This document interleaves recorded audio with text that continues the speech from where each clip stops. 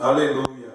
Aos Romanos, no capítulo 2, para começar, versículo 11. Vamos começar com muita fé, certeza de que o Senhor está nos guiando, nos dirigindo, nos colocando no lugar correto por meio do Espírito Santo. Aos Romanos, capítulo 2, um versículo só para meditarmos. Porque para com Deus não há acepção de pessoas. Só esse. Pai da glória, o Senhor não faz acepção de pessoas. Oh meu Deus, eu tenho aprendido pelo Espírito Santo que o Senhor não faz, o Espírito Santo não faz, e não devemos fazer acepção de pessoas religiosas ou mesmo naturais. Ó Pai, supre as nossas necessidades agora no que vamos falar, que seja dirigido pelo Teu Espírito Santo, em nome do Senhor Jesus Cristo. Amém. Graças a Deus, meus irmãos. Vamos entrar então na palavra do Senhor. Há muito eu venho pensando o tipo de homem que eu sempre fui, o tipo de crente que eu sempre fui. Eu vou confessar, se é que todos não sabem, devem saber sim. Eu sempre fiz acepção de pessoas.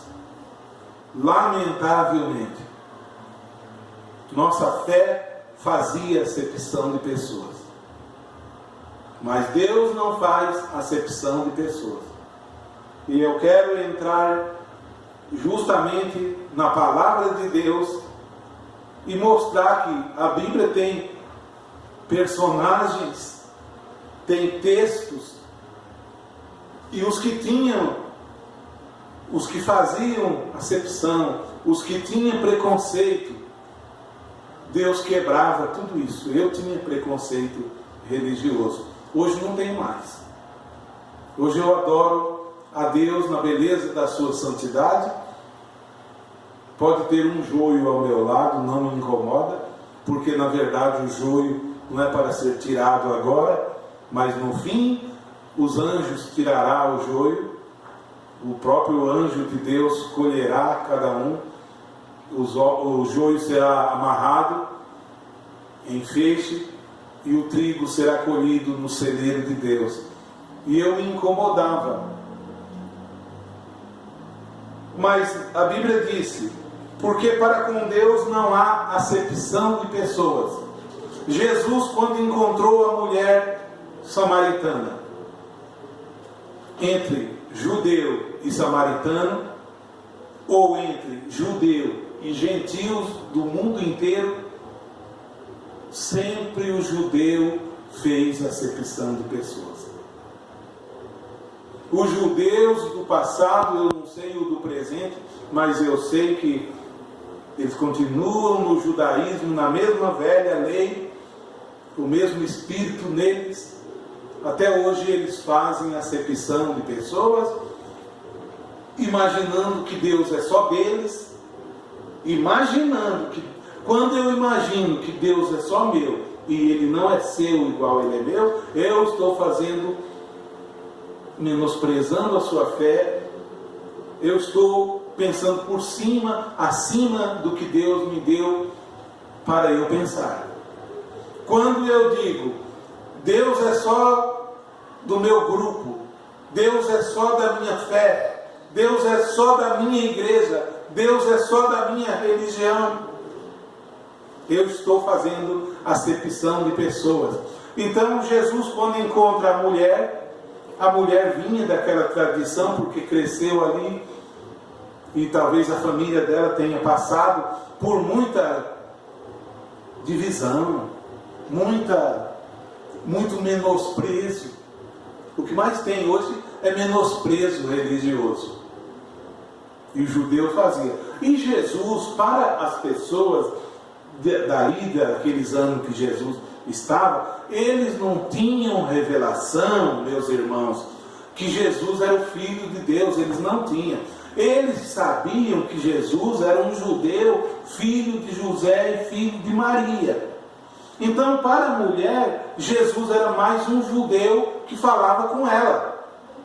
E quando ela vê aquele judeu no poço ali, falando com ela, ela estranha. Ela estranha e diz: não é costume dos judeus falar com nós, samaritanos. Ela estava errada? Estava correta. Toda a vida o judeu nunca falou. Jesus olha para ela e diz: mulher, se tu conhecesse quem fala contigo, tu lhes pediria água viva, e eu lhe daria. Então a mulher diz: Senhor, me dê dessa água, para eu não vir mais aqui tirar água nesse poço. Porque Jesus já havia dito: qualquer que beber dessa água tornará a ter sede, mas aquele que beber da água que eu lhe der nunca mais terá sede, porque a água que eu lhe der fará nele uma fonte dentro dele, que salte para a vida eterna. A mulher se interessou. Então Jesus disse a ela: então vai lá na cidade, chama teu esposo e venha cá. A mulher olha para ele e diz: Senhor, eu não tenho marido. Jesus olha para ela e diz: você está falando a verdade, porque você teve 5, e esse que você vive agora não é seu marido. A mulher se espanta e diz: mestre, Senhor, eu vejo que tu és profeta. Quando o Messias vier, e o Messias estava ali, falando com ela, ele nos falará essas coisas que tu estás falando. Jesus disse: sou eu o que falo contigo. Aleluia! E aí a Bíblia narra que a mulher foi para a cidade dizer: eu encontrei o Messias. E aí eles vieram cá, e aí eles passaram a dizer: agora nós cremos, não porque a mulher falou, mas porque nós mesmos vimos. Então, para Deus há acepção de pessoas. Jesus quebrou a acepção de pessoas. Jesus quebrou fazer diferença. Jesus quebrou essa coisa ruim que criaram entre si. Esta coisa ruim que se criaram, que os homens com suas religiões maquiavélicas criaram. Porque é uma religião maquiavélica que separa as pessoas. Efésios capítulo 6 diz que vindo o Senhor, esse mesmo que falou com a mulher, ele vindo, ele evangelizou a paz. E ele derrubou a parede da separação que havia no meio. E fez dos dois povos um só, pelo sangue dele. Então, quando uma pessoa nasceu de novo, nasceu do Senhor Jesus Cristo. Eu nasci do Senhor Jesus Cristo. O Espírito Santo de Deus que está em mim, está naquela pessoa. Eu tenho direito de fazer acepção de pessoas? Não tenho, não. Eu estou errando cada vez que eu faço isso. Agora nós vamos entrar em águas mais profundas, dentro das Escrituras. Ver que eu fazia acepção de pessoas porque eu me julgava um santo. Eu me julgava um santo porque eu tinha um monte de livreto que eu me apegava. Graças a Deus hoje já não me apego mais aos livretos. Amém. Hoje eu me apego à pessoa de nosso Senhor Jesus Cristo. E Ele veio morar em mim e me tirou tudo isso. Tirou todo esse preconceito. Daqui a pouco nós vamos mostrar um profeta dos hebreus lá, que esses são esse povo, os antigos preconceituosos são os hebreus. Um dos profetas hebreus que precisou ir pregar para uma nação gentia e ele se recusou. Esse se chama Jonas. E quando ele aceitou ir pregar, ele foi pregar, mas ele não fez conforme Deus queria. Ele foi pregar, pensando unicamente na mão de Deus pesar sobre Nínive. Ele foi pregar com essa condição só, de que Nínive seria destruída. Só que Deus disse para ele que Nínive seria destruída se eles não se arrependessem. E ele, sendo judeu, não tinha intenção nenhuma que os outros se arrependessem. Então tem pregador nessa noite que não tem intenção nenhuma que aquele vizinho se arrependa. Tem pregador nos púlpitos esta noite que não tem vontade nenhuma que ninguém se arrependa. Essa era a minha velha fé egoísta. Mas Deus não quer que ninguém se perca, mas que todos venham ao arrependimento. Então, primeiramente, antes de falar de Jonas, nós vamos falar de um outro judeu. A Bíblia narra em Atos dos Apóstolos, no capítulo 10. Havia em Cesareia um varão chamado Cornélio. Esse era um homem humilde, não era judeu, ele era de Cesareia, um varão chamado Cornélio, da corte italiana. Era italiano ele. E ele era temente a Deus e fazia esmola. E uma certa ocasião, Deus fala para ele: Cornélio, as tuas esmolas, o anjo diz a ele, as tuas esmolas chegaram até Deus, e Deus te ouviu. Faz o seguinte, Cornélio, envia varões a Jope e manda trazer Simão, que tem por sobrenome Pedro. Manda chamar Simão, que tem por sobrenome Pedro, e ele vai vir aqui e vai dizer para você o que você deve fazer. Estava Pedro no primeiro andar em Jope, sem saber de nada.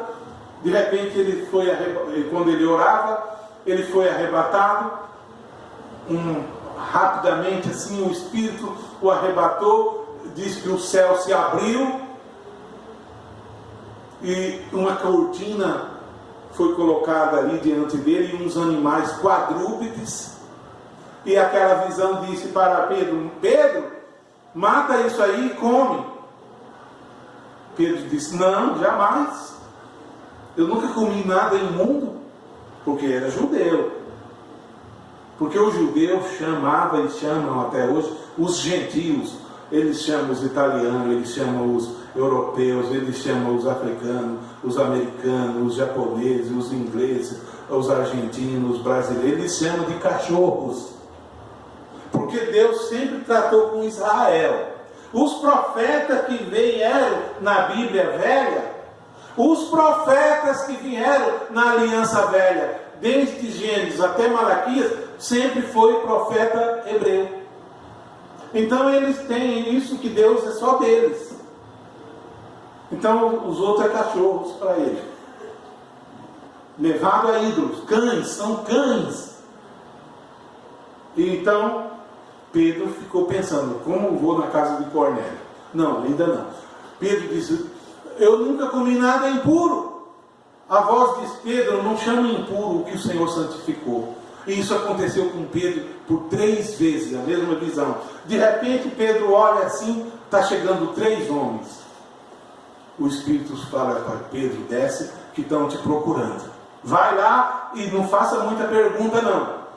O Espírito diz a Pedro assim. Pedro desceu e atendeu e disse: olha, nós fomos enviados lá de Cesareia, da casa de Cornélio, que é um varão temente a Deus, assim, assim, e ele mandou chamar a tu. Mas o Espírito já tinha falado para Pedro: quando ele falar, vai com eles. Pedro aceitou e foi, sem saber o que iria acontecer. Agora vamos parar aqui um pouco. Será que eu, naquela religião que eu estava, eu iria? Ou será que eu iria consultar os livretos primeiro meus? Talvez eu iria consultar os livretos. Porque lá, se um é do grupo daqui, o outro é do grupo dali, eles não se comunicam não. Muito menos com o outro de fora. Menos ainda.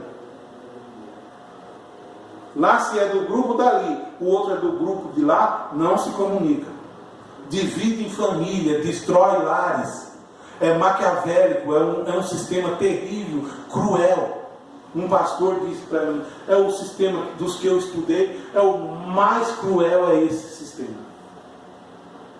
E eu falei, é verdade, porque agora eu vejo, irmãos, quanto mal eu causei para as pessoas. Senhor, misericórdia, Pai, tem misericórdia em mim. Eu causei muito mal para as pessoas quando eu estava envolvido com aquilo ali. Eu destruí muita gente. Deus tenha misericórdia de mim. Mas Pedro vai lá. E quando Pedro vai chegando lá, esse Cornélio que mandou chamar Pedro avisou os parentes dele e os amigos mais chegados, encheu a casa dele. Tudo gentil. E Pedro é acostumado a circuncidar ao 8º dia. Pedro, no evangelho lá de Jerusalém, da igreja de Jerusalém, ainda guardava o sábado. E tantas outras coisas. Não comia linguiça, nem bacon, nem essas coisas. E quando Pedro vai chegando, eles param, Cornélio o cumprimenta, e diz a Bíblia que Cornélio ajoelha para recebê-lo. Pedro diz, levanta-te, que eu também sou homem igual a você. E aí Cornélio recebe ele lá dentro da casa, e diz para Pedro, eu estava... Esses dias eu tive uma visão assim, e então eu mandei esses varões ir lá te chamar, porque na visão Deus disse que tu falarias para mim o que eu devo fazer. E a Bíblia diz em Atos capítulo 10 que Pedro diz, certamente, para Deus não há acepção de pessoas. Ele não leva em conta o tempo da ignorância. Mas agora ele proclama a todo homem que venha a se arrepender. Está vendo? Agora está mudando.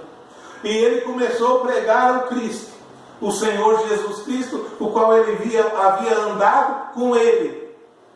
E diz a Bíblia que Pedro, ainda falando essas palavras, o Espírito Santo caiu sobre eles. Aleluia!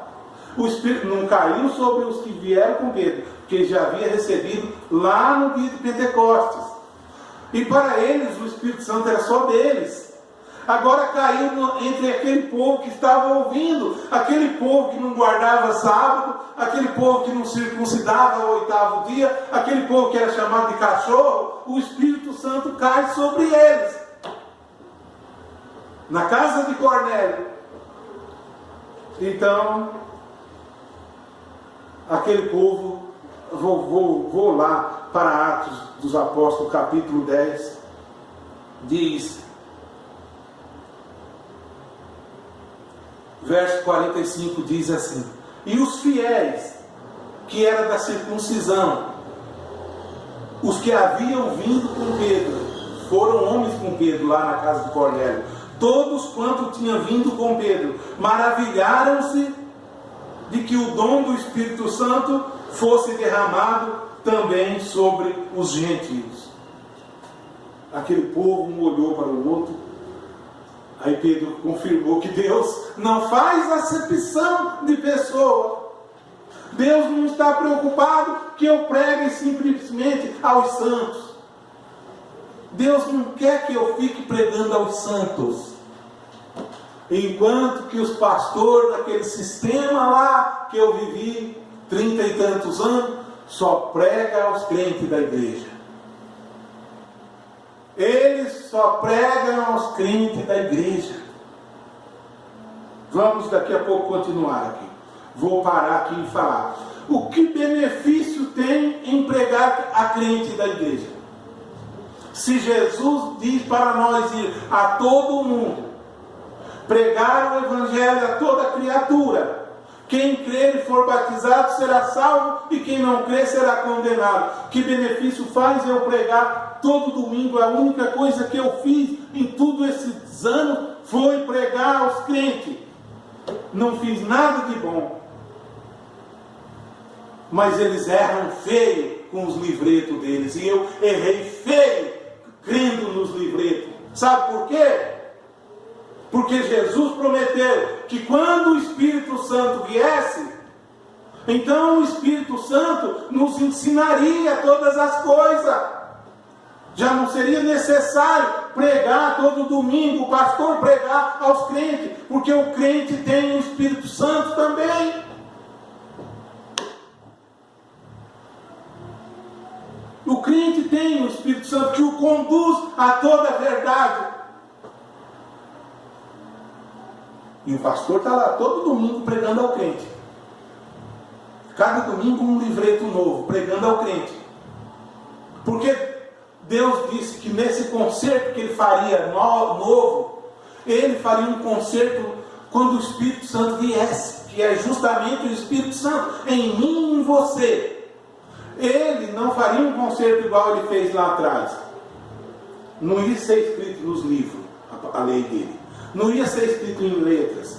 Mas Ele escreveria as palavras dele nas tábuas do nosso coração. E se Ele escreveu as palavras dele nas tábuas do meu e do seu coração, que bem faz pregar a mim? Quem prega a mim é o Espírito Santo. Está falhando feio por meio dos livretos. João, capítulo 1 João, capítulo 2, diz: e o Espírito e a unção que vocês receberam dele permanece em vocês. E não há necessidade de que outro vos ensine, porque a unção que permanece em vocês é verdadeira. Esse é os crentes, batizados com o Espírito Santo, pronto para o serviço de Deus. Não de ficar sentado no banco da igreja esperando pregação. Esses aprendem sempre e nunca chega ao conhecimento da verdade. Aprende todo domingo, 10 anos, 30, 40, mas nunca chega ao conhecimento da verdade, porque não toma como seu ensinador o Espírito Santo. Tem como ensinador o pastor fulano.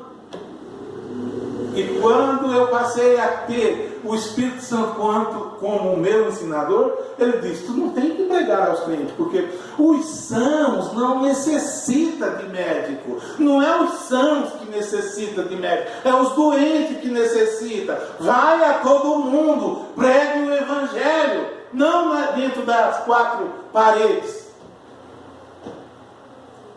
E quando eu fazia dessa maneira, eu estava fazendo acepção de pessoas. Porque eu só pregava aos que eu achava que era crente igual eu. Isso é uma grande acepção. Oh, como o Espírito Santo muda a mente da gente. Oh, como o Espírito Santo quer fazer o diferente. Não é o que o homem programou, é o que Deus quer. Desde que você se programe, se você não ouviu a Deus, você está fora do plano dele. Não faça programa. Espere no Senhor. A Bíblia diz, Salmo: espera no Senhor e Ele concederá o desejo do seu coração. E Pedro então olhou para eles e falou assim: esses que receberam como nós o Espírito Santo, podem recusar a água para não ser batizados? E disse que os batizou em nome do Senhor Jesus. Cornélio e todos os convidados e toda a família. E quando Pedro volta, lhe é revelado que aquela visão, aqueles imundos, aqueles que ele falava o imundo, era justamente o lugar que ele foi, que era a casa de Cornélio.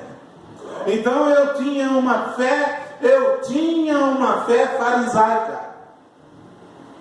Eu tinha uma fé de fariseu. Eu era esse fariseu. Porque eu me julgava que eu li 600 livretos. Eu li 600 livretos em 30 e tantos anos. Eu guardava os mandamentos dos livretos todos. E eu era como aquele fariseu que subiu ao templo.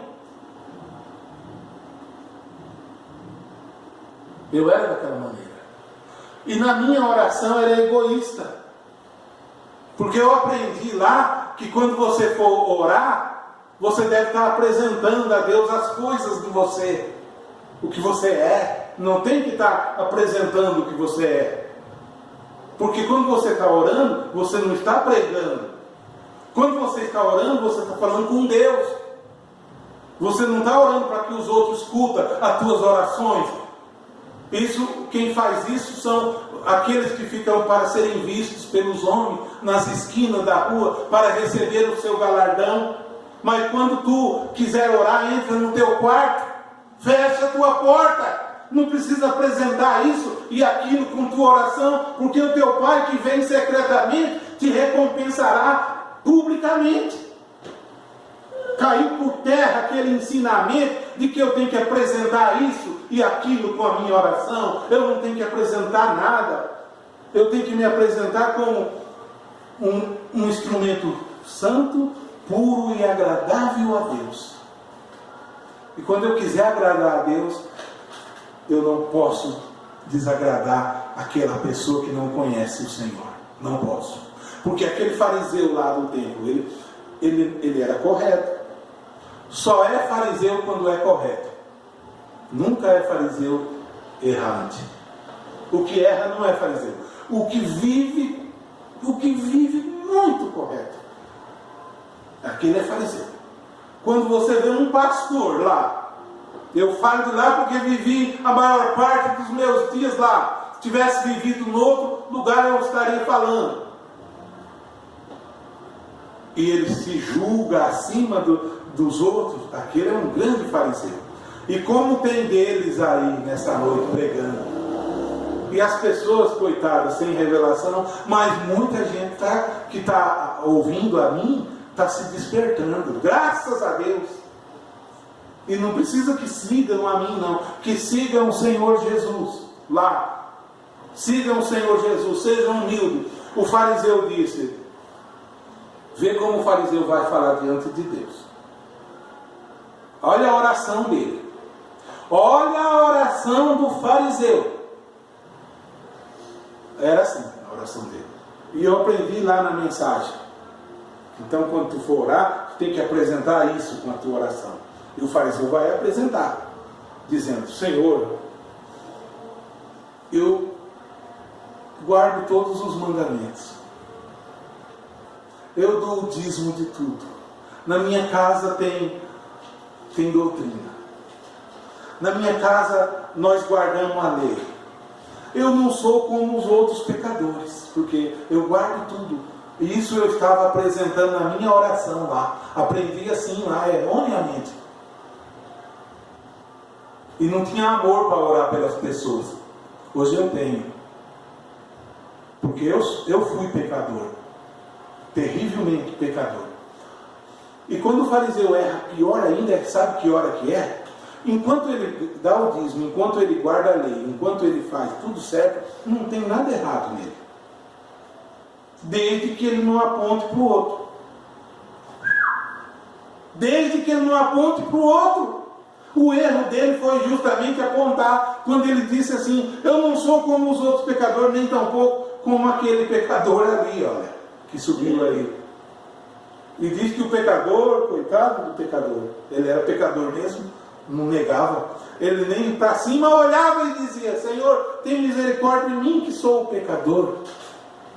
Jesus termina essa parábola dizendo que aquele pecador saiu dali justificado. Amém? Aquele pecador saiu dali justificado. Aquele fariseu religioso não. E o pastor religioso hoje, hein? E o pastor fariseu de hoje? Será que ele vai ser justificado quando ele fica apontando o dedo, dividindo as famílias? Porque esse evangelho lá é para dividir as famílias. É para isso. Mas aquele que com a espada fere, com a espada será ferida. Com a medida em que medir, vos medirão também. Jesus ensinou essas coisas. Agora eu vou pegar um profeta judeu e trazer aqui. Apresentar Jonas diante de vocês. Capítulo 1 de Jonas diz, e veio a palavra do Senhor a Jonas dizendo, vai à grande cidade de Nínive e prega contra ela, porque o pecado de Nínive subiu até até a mim, e prega contra Nínive. Só diz isso. Diz o verso 2 que Jonas, para fugir de diante do Senhor, comprou uma passagem e pegou um navio para outro destino, para Tarsis. Agora, se você ler só esse capítulo, você não vai entender por que aconteceu isso. Aí você vai pensar, nossa, aí veio a baleia engoliu Jonas, e todo mundo prega Jonas, prega a baleia. Mas o grande assunto do livro de Jonas, para mim hoje, não é mais a baleia.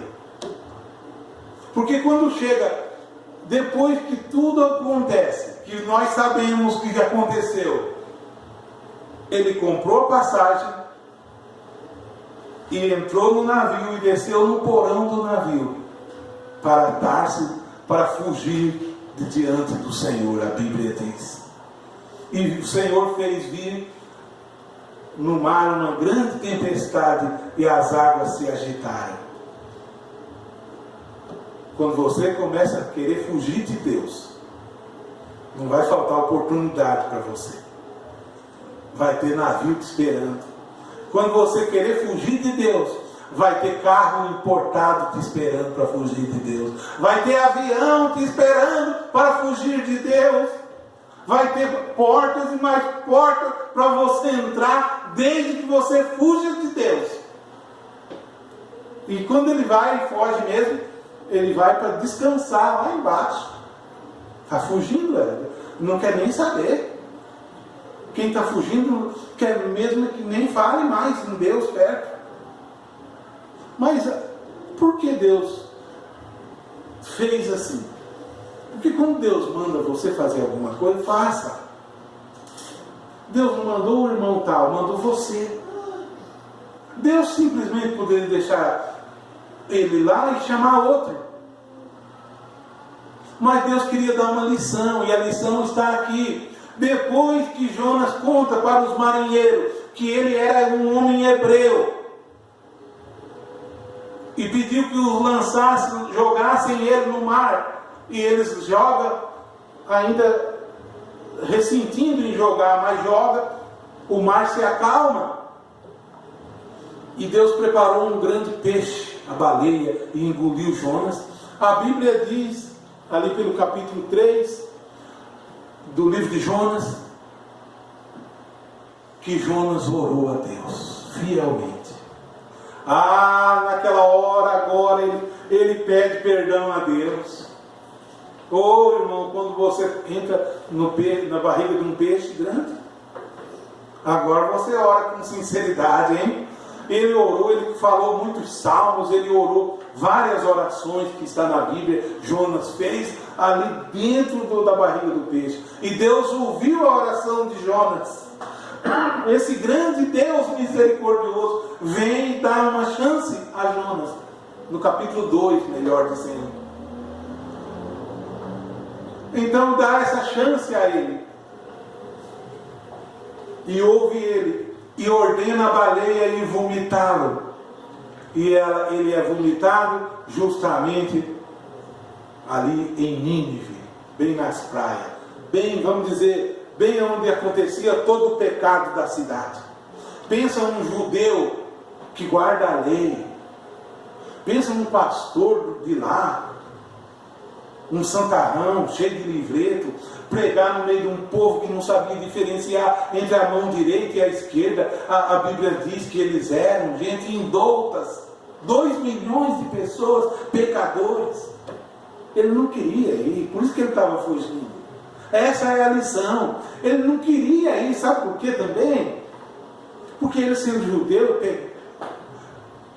Deus tinha que mandar ele pregar para judeu, para a casa de Israel, para o povo de Israel, não para o povo de fora. Querendo dizer que Deus é Deus só deles. Mas Deus estava mostrando uma grande lição. Então Jonas vai para a cidade e começa a pregar. Nínive dentro de 3 dias será destruída. Foi a pregação dele. Mas por que não pregou o certo? O certo era pregar: se vocês não se arrependerem, vocês serão destruídos. Mas a vontade dele era que eles não se arrependessem. A vontade dele era ver Deus destruindo eles. Esse é o evangelho preconceituoso. Esse é o pastor preconceituoso. Esse é o evangelho preconceituoso que eu vivi. Porque não pregou conforme Deus diz: se vocês se arrependerem, não serão destruídos. Mas ele vai na rua e fala: vocês serão destruídos. E daí, quando ele termina de pregar em todo aquele lugar, aquela cidade, as autoridades da cidade, o governador, o prefeito da cidade, se reúne e diz: não podemos ser destruídos, vamos nos arrepender. Oh, irmãos, Jonas não esperava por isso. É o evangelho deles, não espera que você se arrependa, não. É um evangelho de condenação. É um evangelho de condenação. E enquanto Jonas termina, Deus faz nascer uma balboreira, uma sombra, e ele se deita ali e vai esperar a destruição, para ver como vai ser. Assistir a derrota dos outros. Quantos pastores e irmãos com os livretos debaixo do braço, esperando a derrota sua, esperando a nossa derrota, esperando a derrota daquele vizinho. Talvez quem pode ajudá-lo no dia da necessidade é aquele vizinho que ele nem fala bom dia, porque ele é tão santarrão. E Jonas fica ali. E as autoridades pedem perdão a Deus. E proclamam um jejum. Proclamam um jejum. E se cobrem de cinza. Rasga as vestes. E os animais não comem. Os animais jejuam. E as músicas feias param. E pedem perdão a Deus. As piadas feias param. E pedem perdão a Deus. E Jonas debaixo da sombra, esperando ver a catástrofe. E Deus pegou e mandou um velho, um bicho. E aquele bicho picou a balboreira e ela secou. E o sol bateu na cabeça de Jonas. O sol quente bateu. E conforme o sol quente bateu, passou os 3 dias, Nínive não é destruída. Passou 4 dias, Nínive não é destruída. Passou 5 dias, as profecias do irmão fulano não se cumpriram. As profecias dos livretos não se cumpriram. Quando disse que Billy Paul não ficaria velho antes que Los Angeles se afundasse. E Billy Paul está de bengala, 90 anos. E Los Angeles permanece. Vamos lá. E Jonas ansioso esperando. Mas que Nínive precisa ser destruída. E o sol queimou forte. E a Bíblia diz no capítulo 4 de Jonas, que Jonas ficou desgostoso com Deus. Jonas ficou descontente com Deus. Oh, irmãos, quanto pastor vai ser decepcionado? Quantos profetas vão ser envergonhados? Quanto irmão vai ser envergonhado? Quanta família? E sabe por quê que Jonas ficou descontente? Porque Deus faz ele ir lá e pregar e não destrói eles. Mas Jonas não contava que eles se arrependeriam. E Deus Deus é comovido por arrependimento. Se você se arrepender, por isso a Bíblia diz, ele não leva em conta o tempo da ignorância, mas anuncia a todo agora que se arrependa.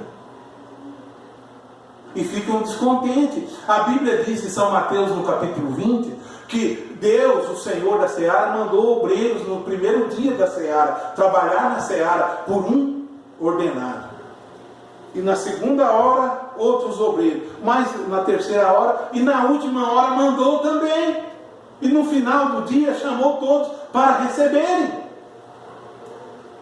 E começou os primeiros que ele mandou. Ele já foi pagando logo. E eles ficaram de olho. Os que trabalharam, os últimos lá, ele pega e paga igual quem trabalhou o dia inteiro. Agora vão reclamar com Deus. Agora vão reclamar com Deus, dizendo, não é do nosso grupo e recebe igual nós. Não é do nosso grupo e vai ser salvo igual nós. Deus fala, Jesus conta a parábola, dizendo, eu não ajustei com você uma certa quantia? Sim, toma o que é teu e se retire-te. Se eu quero fazer o que é bom para esse, o dinheiro não é meu. Eu devo fazer. A graça não é de Deus.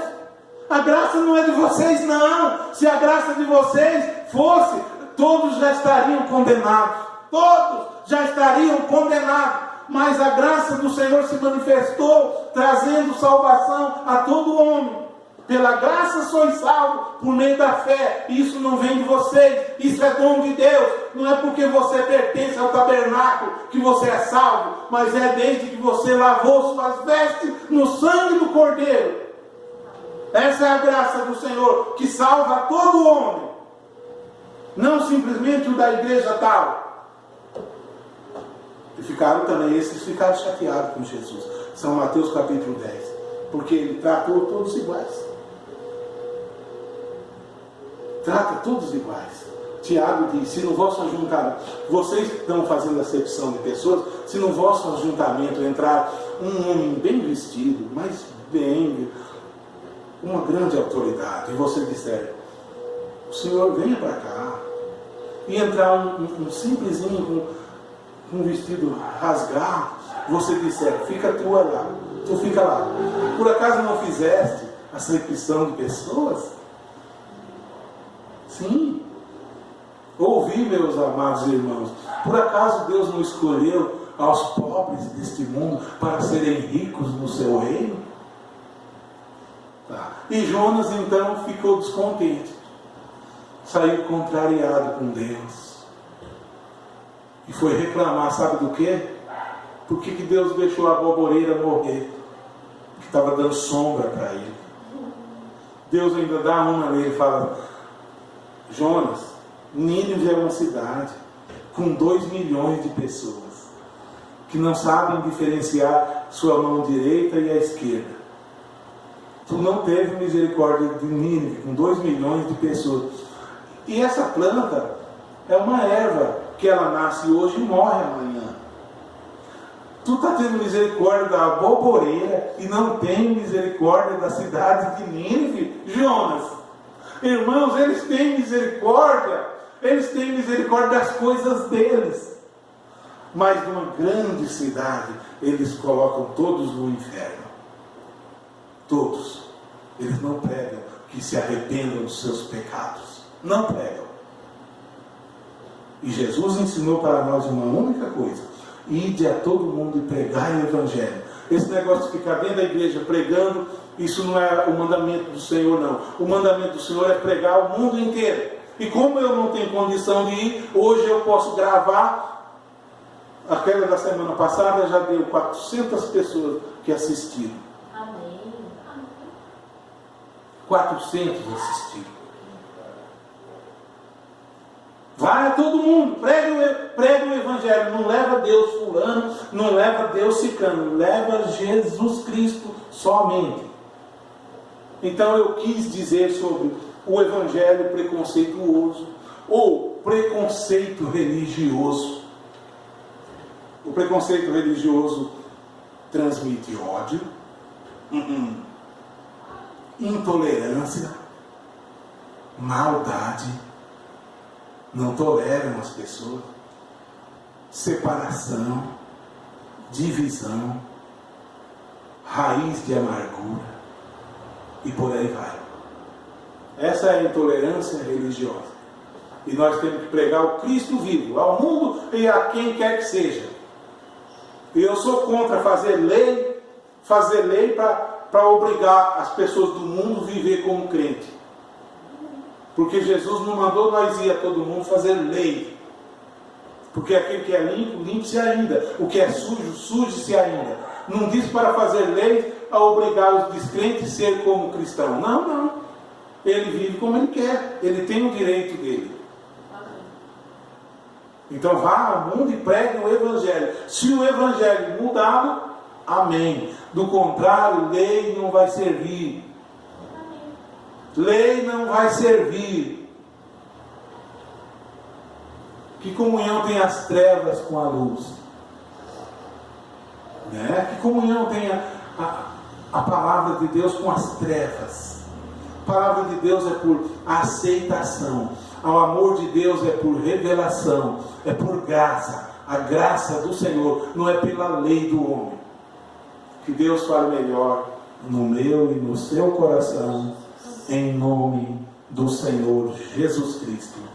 Pai da glória, eu te agradeço, Senhor, por poder viver nos dias em que eu nasci, por poder completar mais um ano, ó Senhor. Obrigado, Pai. Daqui para frente, Senhor, eu vou gastar minhas energias unicamente com o Senhor. Daqui para frente, Senhor, eu falarei do teu amor para qualquer um, Senhor. Me dê esta chance, Senhor. Me dê esta oportunidade, Senhor, eu te peço. Abençoe quem assistir a esta pregação. Abençoe a pessoa que parar e ouvir até o final. Revele a eles a tua graça e o teu amor. Em nome do Senhor Jesus Cristo, nós te pedimos, ó meu Deus. Amém, Jesus.